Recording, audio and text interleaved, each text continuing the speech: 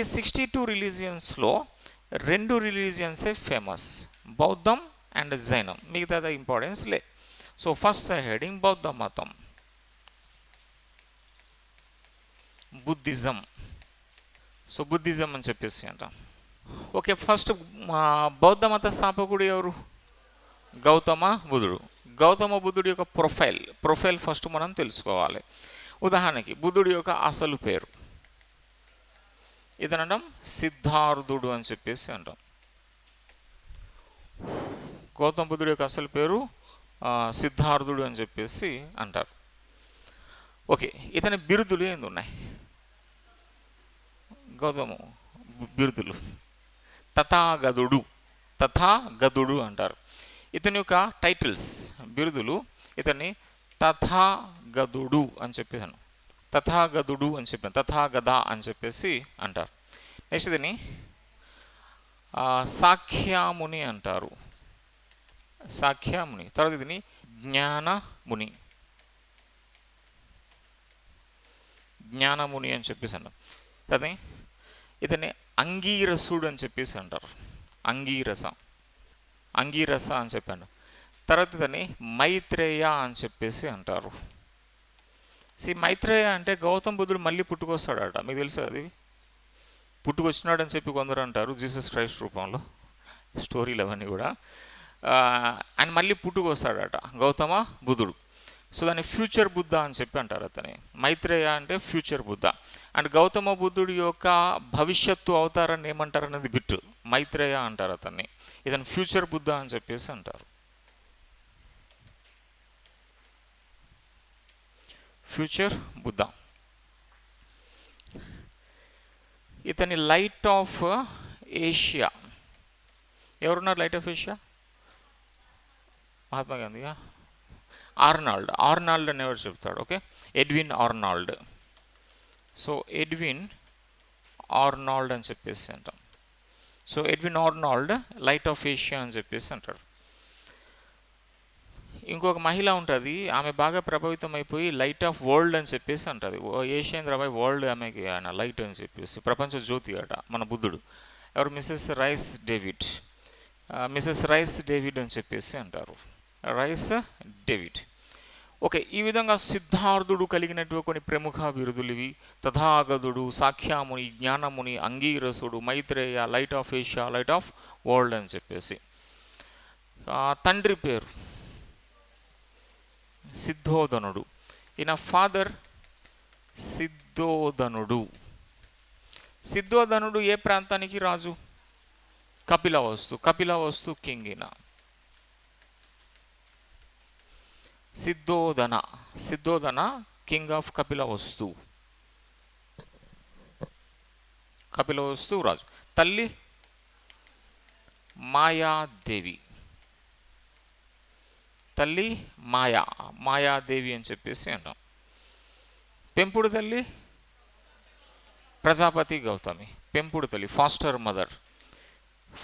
Mother పెంపుడు తల్లి Prajapati Gautami. Plus ఈమె మొదటి మహిళా శిష్యురాలు కూడా.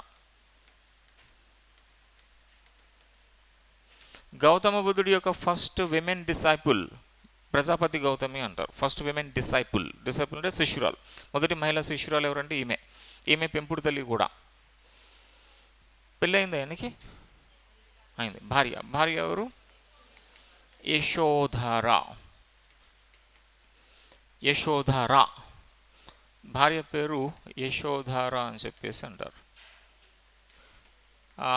పిల్లాడు ఉన్నాడు కదా, రాహులుడు, కుమారుడు, సన్ పేరు రాహులుడు. ఇంకా ఈయనకి సంబంధించి రథసారథి, చారియట్ రైడర్, చెన్నాకేతు. ఈయన రథసారథి, చారియట్ రైడర్. ఆయన పేరు చెన్నాకేతు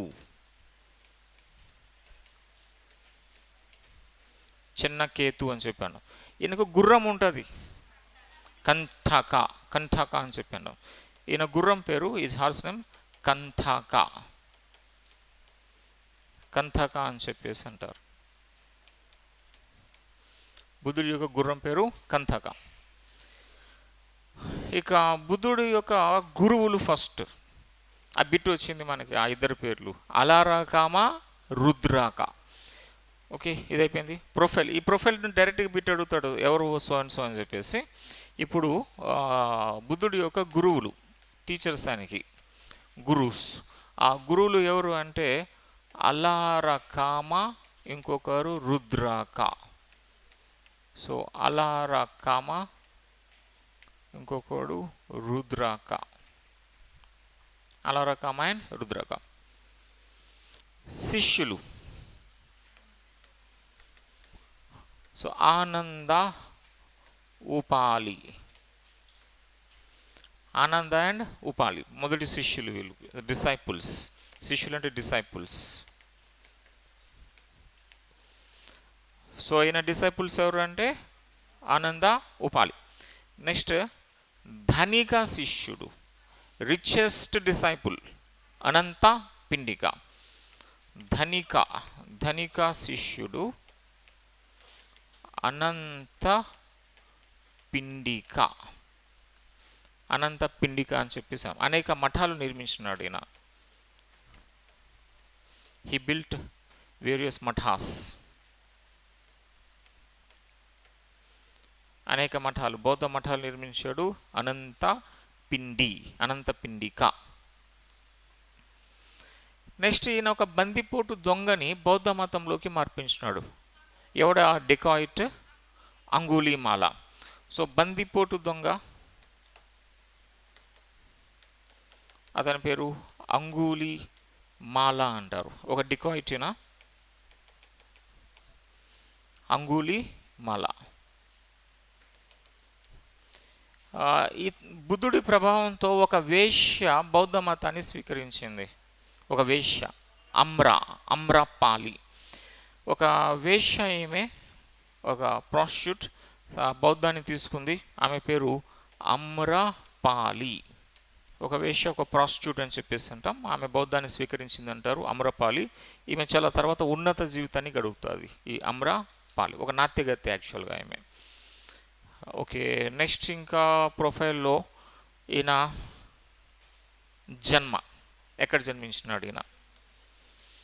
సో జన్మ ఎక్కడ? బర్త్ లుంబిని కదా, లుంబిని. ఎక్కడ? నేపాల్లో ఉంది ఇది ప్రస్తుతం, లుంబిని. ఏ సంవత్సరం? 563 BC. 563 BCలో. సో 563 BCలో లుంబినిలో జన్మించినాడు. జ్ఞానోదయం, ఎన్లైటైన్మెంట్. ఎన్లైటైన్మెంట్ ఎక్కడ అయింది? బోధ్గయ. దాని అసలు పేరు? బోధ్గయ అసలు పేరు ఏంది? ఇసిపఠానా? బోధ్గయ, ఉరువేల అంటారు దాన్ని. ఓకే, ఉరువేల లేదా బోధ్గయ. ఉరువేల ఆర్ బోధ్గయ అని చెప్పేసి అంటాం. ఓకే, ఈ బోధ్గయాలో ఒక దయ్యం ఉంటుంది. దయ్యం పేరు ఏంది? మారా. ఒక పెద్ద ఈవిల్ ఆమె, ఒక దయ్యం, రాక్షసి, ఒక పిశాచి ఉండే మారా అని చెప్పేసి అంటారు. ఇది ఒకసారి యూపీఎస్ ఇంటర్వ్యూలో అడిగాడు, క్వశ్చన్ అడిగాడు ఇది ఇంటర్వ్యూలో. బౌద్ధ మతంలో ఆ దయ్యాన్ని ఏమని పిలుస్తారని చెప్పేసి మారా అని చెప్పేసి అంటారు. ఓకే, జ్ఞానోదయం. మరణం ఎక్కడ? కుషినగర అని చెప్పేసి. ఏ సంవత్సరం? 80 సంవత్సరాల వయసులో చనిపోయినాడు. అంటే 80 సంవత్సరాలు, 483 BC. కుషినగర. డెత్ ఏదంటే కుషినగర, 483 BC. ఓకే, ఇది ఆయన యొక్క ప్రొఫైల్కి సంబంధించి. గౌతమ్ బుద్ధుడి యొక్క ప్రొఫైల్లో అసోసియేట్ కొన్ని ఇంపార్టెంట్ క్యారెక్టర్స్. దీని నుంచి మనకి డైరెక్ట్గా బిట్ వచ్చే అవకాశం ఉంటుంది. ఓకే, ఇప్పుడు దీనికి సంబంధించి కొంచెం మనం స్టోరీ చూసినాం అనుకోండి. తల్లి పేరేంది? మాయాదేవి. ఉత్తరప్రదేశ్ మాజీ ముఖ్యమంత్రి పేరు ఏంది? మాయాదేవి. ఆమె పేరు కూడా మాయాదేవి. ఓకే, ఈయన తల్లి కూడా మాయాదేవియే, బిఎస్పి లీడర్ అనుకుంటా మాయాదేవి. ఓకే, ఈ మాయాదేవి గర్భంలో బుద్ధుడు ఉన్నప్పుడు, అంటే సిద్ధార్థుడు ఉన్నప్పుడు, మాయాదేవికి ఒక కళ వస్తుంది. ఆ కళలో తెల్లని ఏనుగు కనిపిస్తుంది. ఏనుగు నల్లగా ఉంటుంది కానీ తెల్లని ఏనుగు కనిపించింది ఈమెకి. దాంతో ఈమె నెక్స్ట్ రోజు మార్నింగ్ భర్త ఎవడైనా సిద్ధోదానుడికి అడుగుతుంది, భర్త గారు నాకు ఈ కళ వచ్చింది, తెల్లని గుర్రం ఏనుగు కనిపించింది, ఏంటి దాని అర్థం అని చెప్పి అడుగుతుంది. ఏనుగు కనిపించింది, తెల్లని ఏనుగు. అయితే ఆ భర్త ఏం చేస్తాడు, సరే ఒక ఋషిని పిలిపిస్తూ ఉండని చెప్పి ఒక ఋషిని పిలిపిస్తాడు. ఋషికి అడుగుతాడు, ఇలాగా ఈమెకి ఏదో ఏనుగు కనిపించిందంట, తెల్లగా కనిపించిందంట, ఏంది మీనింగ్ అని చెప్పి. ఆ ఋషి ఏదో కొంచెం కళ్ళు మూసి ఇట్లాగే చేసి చెప్తాడు. ఏమంటాడంటే, ఇప్పుడు ఈమె గర్భంలో ఒక మగబిడ్డ ఉన్నాడు, ఆ మగబిడ్డ విశ్వ చక్రవర్తి అవుతాడు లేదా పెద్ద సన్యాసి అవుతాడు. ఇంకొకటి ఏంటి అంటే, ఆ బిడ్డ జన్మించిన వెంటనే నీ భార్య మాయాదేవి చనిపోతుంది అని చెప్పేసి అంటాడు. దాంతో ఈయనకి కోపం వస్తుంది, ఎవడికి సిద్ధోదండికి, ఎవరి నా భార్య పోతుంది అంటారా నువ్వు అని చెప్పి 2-3 దెబ్బలు కొట్టేసి పంపించేస్తాడు అతన్ని. అయితే ఆయన అంటాడు, అరే నేను చెప్పినాను కదా నిజమవుద్దు చూడు అని చెప్పేసి పోతాడు ఆయన. ఆ తర్వాత బిడ్డ జన్మిస్తాడు. ఆ ఋషి చెప్పిన విధంగా మగ బిడ్డ జన్మించినాడు. ప్లస్ ఆ ఋషి చెప్పిన విధంగా మాయాదేవి చనిపోయింది. దాంతో ఎవరు భయపడతాడు ఇప్పుడు? సిద్ధోదనుడు భయపడతాడు. ఇప్పుడు సిద్ధోదనుడు తన కొడుకుని సన్యాసిగా చూడాలనుకుంటాడా, విశ్వచక్రవర్తిగా చూడాలనుకుంటాడా? విశ్వచక్రవర్తిగా. సో కాబట్టి మన సిద్ధోదనుడు ఇప్పుడు తన కొడుకుని విశ్వచక్రవర్తిగా చూడాలని చెప్పేసి అతనికి ఎటువంటి కష్టం తెలియకుండా మంచిగా పెంచుతాడు, ఆయనకి చక్రవర్తి చేయాలని చెప్పి. అయితే ఈయన బిడ్డ పుట్టిన వెంటనే తల్లి చనిపోయింది. ఆ తల్లికి ఒక సిస్టర్ ఉంటుంది. ఎవరో సిస్టర్? ఆమె ప్రజాపతి గౌతమి. ఇప్పుడు ప్రజాపతి గౌతమి వచ్చి ఆయనకి సిద్ధోదండికి చెప్తుంది, బావగారు ఏంది మరి పోయినారు కదా, ఏం చేస్తామంటే, సరే పెళ్లి చేసుకుంటా అని చెప్పి అంటాడు. అలా పెళ్లి చేసుకుంటాడు ఆయన. పెళ్లి చేసుకున్న తర్వాత ప్రజాపతి గౌతమి ఎవరికి పెంపుడు తల్లి అవుతుంది? మన సిద్ధార్థుడికి. ఇప్పుడు ఆయన మంచిగా ఇంటి లోపల, ప్యాలెస్ లోపల ఎటువంటి కష్టం తెలియకుండా మంచిగా సుఖ సంతోషాలతో పెంచుతాడు. అలాగే యుక్త వయసుకు వస్తాడు. యుక్త వయసుకు వచ్చినప్పుడు అతనికి పెళ్లి చేస్తాడు, యశోధరాకి ఇచ్చి. బిడ్డ జన్మిస్తాడు, రాహుళ్డు. అంతా మంచిగా ఉంది. అప్పుడు గౌతమ బుద్ధుడికి 29 సంవత్సరాల వయసు వచ్చి ఉంది, 29 ఇయర్స్. ఈ 29 సంవత్సరాల సిద్ధార్థుడు ఇప్పుడు ప్యాలెస్ నుంచి బయటకి వస్తాడు. ఆవిడ రథసారథి పేరు చిన్నకేతు, గుర్రం కంతక. ఇప్పుడు ఈ రథసారథి చిన్నకేతు కంతక సాయంతో ఆయన ఇంటి ప్యాలెస్ నుంచి బయటకు వచ్చినాడు.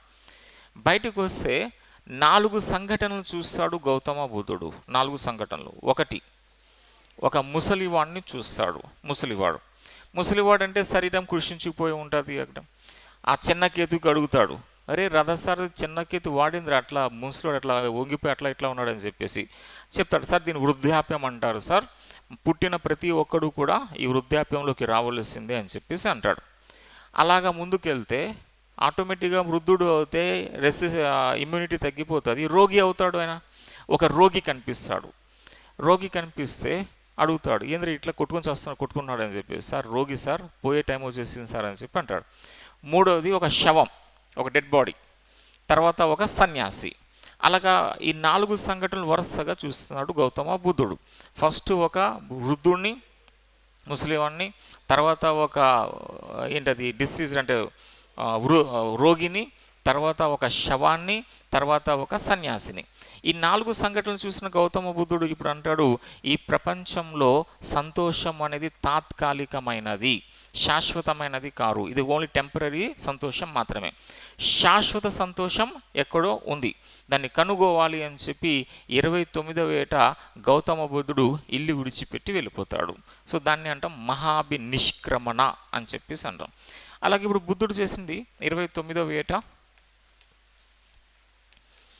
ఇల్లు విడిచిపెట్టాడు అని చెప్పేసి అంటాడు. సో బుద్ధ లెఫ్ట్ హోమ్, అంటే సిద్ధార్థ, ఇంకా పేరు మారలేదు దానికి, Siddhartha left home at the age of 29 years. Okay, దాన్ని సాధారణంగా ఏమని చెప్పి అంటాం? మహాభినిష్క్రమణ అంటారు. సో దీన్ని అంటారు నిష్క్రమణ. నిష్క్రమణకి చిహ్నం ఏంటి? గుర్రం. సింబల్ ఏంటంటే horse. At the age of 29, Buddha left home. It was popularly known as నిష్క్రమణ. Its symbol was horse. Okay, ఇప్పుడు ఇల్లు విడిచిపెట్టిన బుద్ధుడు అంటే సిద్ధార్థుడు ఇద్దరు గురువుల్ని కలుస్తాడు. ఆ ఇద్దరు గురువులు మీకు తెలిసిందే, అలరకమ అండ్ రుద్రక. అలరకమ రుద్రక వీళ్ళిద్దరు మెడిటేషన్ చెప్తారు, ధ్యానం గురించి చెప్తారు. మన సిద్ధార్థుడు వాళ్ళు చెప్పిన విధంగా ధ్యానం చేస్తాడు, మెడిటేషన్. కానీ ఆ ధ్యానం ఆయనకి నచ్చదు. ఆయనకి అంటే ఇదేం పద్ధతి రా భయ్, మోక్షం ఇది కాదని చెప్పి వెళ్ళిపోతాడు అక్కడ నుంచి. అలాగే వెళ్తే సారనాథ్లో 5 బ్రాహ్మణులు తపస్సు చేస్తూ ఉంటారు. 5 బ్రాహ్మణ్స్ తపస్సు ఫినాన్స్ చేస్తూ ఉంటారు. అయితే 5 బ్రాహ్మణులు తపస్సు చేసే విధంగా ఈయన కూడా తపస్సు చేస్తాడు. తపస్సు చేసి, తపస్సు ఎలా చేస్తాం? అది తినడం తాగడం ఏమి ఉండదు కదా, కంటిన్యూస్గా చేయాలి. సంవత్సరాలు పట్టేస్తుంది తపస్సు అంటే. అలా తపస్సు చేస్తూ ఉన్నారు. మన సిద్ధార్థుడు వాళ్ళు ఏ విధంగా తపస్సు చేస్తూ ఉంటాడు. అయితే అట్లాగా 3-4 days ఏమీ తినకుండా తాగకుండా తపస్సు చేశాడు మన సిద్ధార్థుడు. మూర్చిపోయి కింద పడిపోతే ఇమ్మీడియట్లీ ఏం చేస్తారు? ఈ యొక్క 5 బ్రాహ్మణులు లేస్తారు, లేచి నిద్ర లేపుతారు, పడిపోయిన బుద్ధుడిని లేపుతారు. ఎవరైనా 3 రోజులకి ఎట్లా అయిపోతే అట్లా సంవత్సరాలుగా ఉన్నాం ఇక్కడ నుంచి అని చెప్పి ఇప్పుడు ఆ సిద్ధార్థుడికి ఏం చెప్తారు? ఈ విధంగా కాదు, మొత్తం తినకుండా తాగకుండా కంటిన్యూస్గా చేసుకుంటూ వెళ్ళిపోతే అప్పుడు వస్తుంది మోక్షం అని చెప్పి. ఆ పద్ధతి నచ్చలే సిద్ధార్థుడికి. ఆయన అక్కడ నుంచి వెళ్ళిపోయి అప్పుడు ఒక విలేజ్కి వెళ్తాడు. అదే ఉరువేల విలేజ్. ఆ ఉరువేలలో గ్రామ పెద్ద ఒకడు ఉంటాడు. ఆ గ్రామ పెద్ద యొక్క కూతురు ఒకరు ఉంటారు. ఆ కూతురు పేరే సుజాత.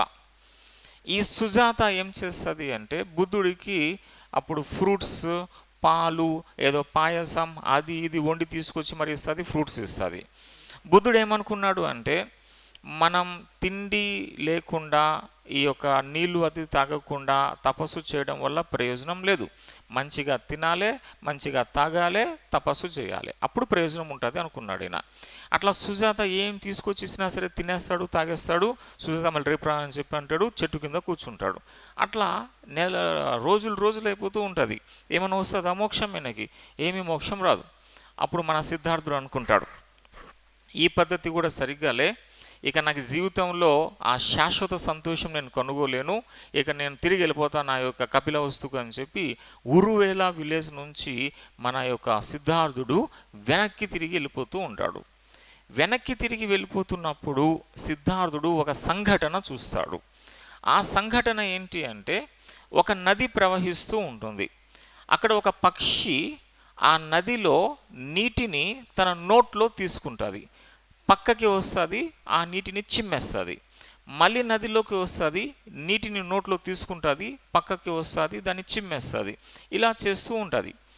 సిద్ధార్థుడు చూస్తాడు, ఆ పక్షిని పిలుస్తాడట. పక్షి మాట్లాడేదని చెప్పి అంటారు. మరి అప్పుడు పక్షిని పిలుస్తాడట. ఎర్రే పక్షి, ఏంద్ర నువ్వు చేస్తున్నావు? ఆడపక్షి అది, ఏంది నువ్వు చేస్తున్నావు అని చెప్పి అడుగుతాడు. ఆ పక్షి అంటది, ఈ నది ప్రవాహం నా పిల్లల్ని చంపేసింది, కాబట్టి ఈ నదిని ఎండబెడుతున్నా అని చెప్పి మళ్ళీ తన పని తాను చేసుకెళ్ళిపోతూ ఉంటుంది. సిద్ధార్థుడు అటు ఇటు చూసి మళ్ళీ పిలుస్తాడు పక్షి, అరే పక్షి నువ్వు రా, అసలు నువ్వెంత ఉన్నావు, ఆ నది ప్రవాహం ఎంత ఉంది, ఎట్లా అలా ఖాళీ చేస్తావు నువ్వు అని చెప్పి అంటది.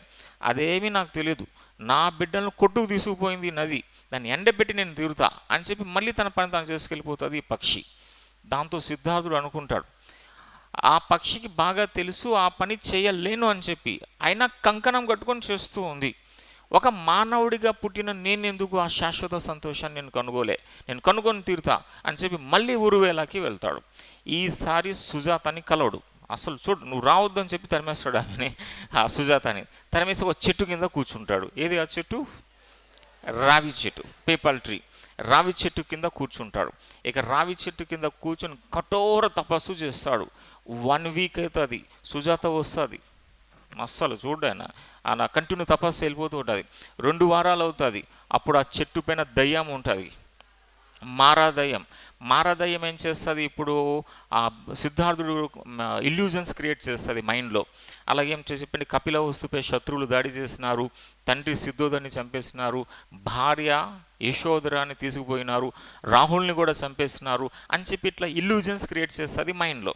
అయినా సిద్ధార్థుడు ఎవడు ఎట్లా పోయినా నాకు సంబంధం లే, నాకు శాశ్వత సంతోషం ఏదో తెలియాల్సిందే అని చెప్పి అలాగా తపస్సు కంటిన్యూ అవుతుంది. 7 వారాలు అవుతుంది, 49 days. ఆ 49th డే వైశాఖ పూర్ణిమ రోజు. వైశాఖ పూర్ణిమ రోజున మన సిద్ధార్థుడికి పెద్దగా వెలుతురు కనిపిస్తుంది. ఆ వెలుతురులో ఆయనకి జ్ఞానోదయం అయిపోయింది అని చెప్పేసి అంటాం. సో ఆ విధంగా ఉరువేలాలో అతనికి అప్పుడు 35 సంవత్సరాల వయసు వస్తుంది. అంటే ఇల్లు విడిచిపెట్టింది ఎప్పుడైనా 29వ ఏట. ఇప్పుడు 35వ ఏట, 35వ ఏట జ్ఞానోదయం. అది ఉరువేలాలో అయింది అంటున్నాం. అప్పుడే ఆ ఉరువేలాకి పేరు పెడతారు బోధ్ గయా. ఇక రావి చెట్టు ఉంటుంది అక్కడ, ఆ రావి చెట్టుకి పేరు పెట్టారు బోధి వృక్షం, బోధి ట్రీ. ఈ పీపల్ ట్రీ ఉంది, ఈ పీపల్ ట్రీని కాస్త ఏమన్నారు, బోధి ట్రీ అని చెప్పేసి అంటారు. అప్పుడే మన సిద్ధార్థుడు పేరు మారిపోతుంది. ఈ సిద్ధార్థుడు కాస్త గౌతమ బుద్ధుడు అని చెప్పేసి అంటారు. ఈయన పేరు కాస్త గౌతమ బుద్ధుడుగా మారిపోతుంది. సో గౌతమ బుద్ధుడు తన జ్ఞానోదయం పొందడం కోసం ఎన్ని సంవత్సరాలు ఆయన తిరిగినాడు అంటే 6 సంవత్సరాలు తిరిగాడు. 6 సంవత్సరాల తర్వాత ఆయనకి జ్ఞానోదయం అయింది. ఏ చెట్టు కింద? రావి చెట్టు కింద. ఏ ప్లేస్లో? ఉరువేలాలో. ఉరువేల తర్వాత బోధ్ గయా పేరు వస్తుంది.